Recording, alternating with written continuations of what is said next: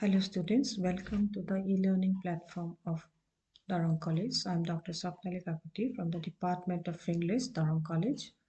This presentation is meant for the 5th semester honors students. This is paper 12, Women's Writing, and the topic is an analysis of Rashsundari Devi's autobiography, Amar Jiban. Rashsundari Devi's autobiography, Amar Jiban, occupies an important place in women's writing. This autobiography, Amar Jiban, is considered the first published autobiography in Bengali language.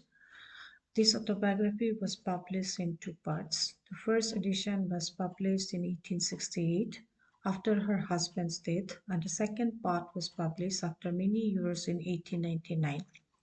It was translated into English by Inaxis Chatterjee, and we must thank Inaxis Chatterjee because it is her translation through which we are getting the glimpse of Rashsundari Devi's autobiography, Amar Jiban.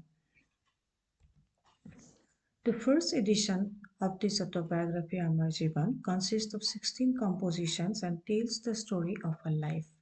The second part consists of 15 compositions and focuses primarily on the ideas of death, premonition of impending disaster, and her wish of the awareness of a dying day. Rashsundari Devi was a housewife who got married at the age of 12 and shouldered the responsibilities of looking after the Hughes family just like other women of the 19th century, as that was the norm. Her earnest desire to learn how to read and write was developed when she was 14, but it grew stronger when she was 25. Society at that time vehemently opposed female education. It was a taboo. Rather, a myth was created that if a woman goes to school, then she will become a widow. Thus, women were prevented from getting education.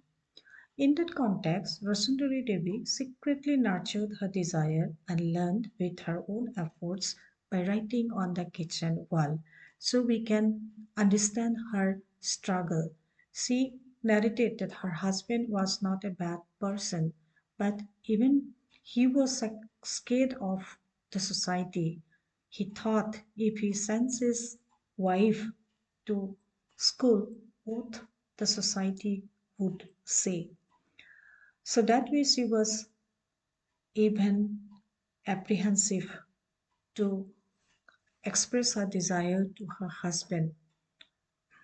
It was an act of transgressing the patriarchal norm silently, so decided to learn how to read and write with her own efforts secretly in her own private space that was kitchen. Amar Jiban narrates the story of pain, subordination, and oppression. It reflects agony and helplessness of a woman who finds herself like a caged bird, the sacrificial goat being dragged to the altar, and a fish caught in the net. So these are the analogies through which she expresses her imprisoned state without freedom, and she also expresses her helplessness, and she also felt trapped in the institution of marriage. This autobiography of Rashsundari Devi talks of resilience, perseverance, and strong willpower of a woman to fulfill her desire to read and write. It is a story of a woman who taught herself to read and write beneath the veil of her sari in secret. And that was indeed a great thing during that time. Who had dared to learn something which was forbidden for women. So, in that way, Rasundari Devi had entered, or rather, we can say that she crossed that threshold which was forbidden for her. The third, fourth, fifth, and sixth compositions from Amar Jiban are prescribed in that syllabus. So that way, only four compositions are given for the students to study in the syllabus. The third composition starts with a description of her marriage.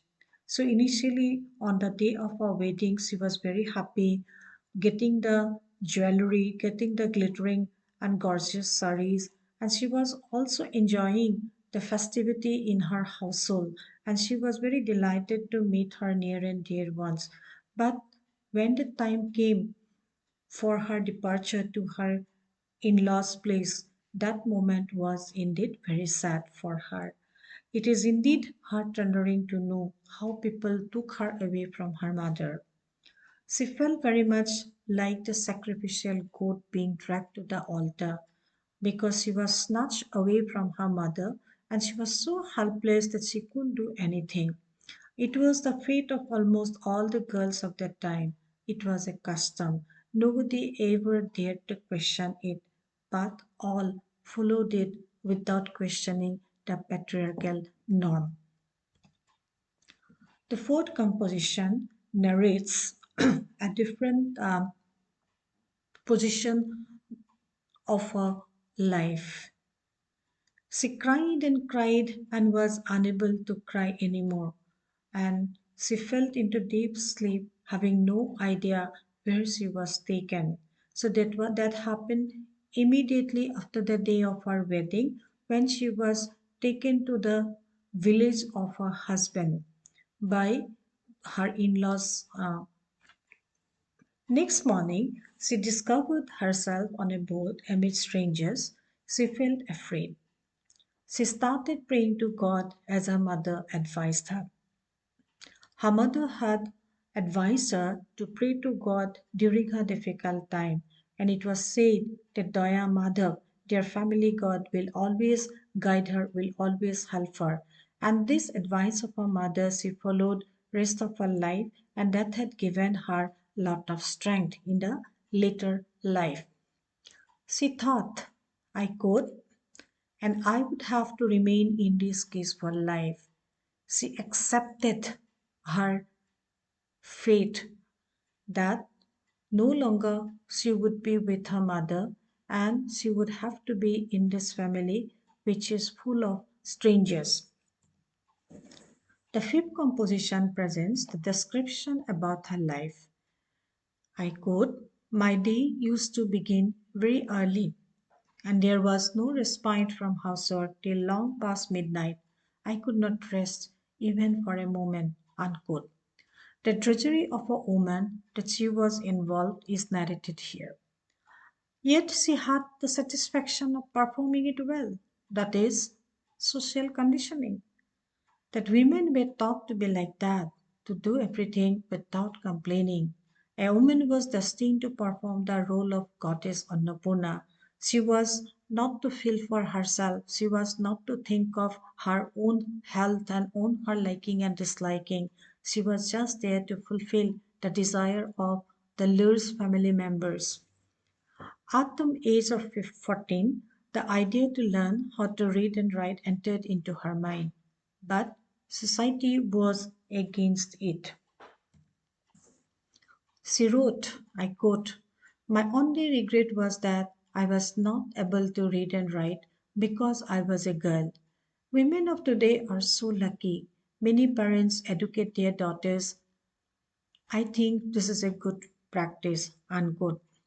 Rashsundari Devi, later on in her life, she had seen the changes that had come to women's life. Women were getting access to education, women were getting empowered day by day, and that made her feel good that what she couldn't get in her life and what she was deprived of in her life is no longer the deprivation for the other women. Think about the plight of women.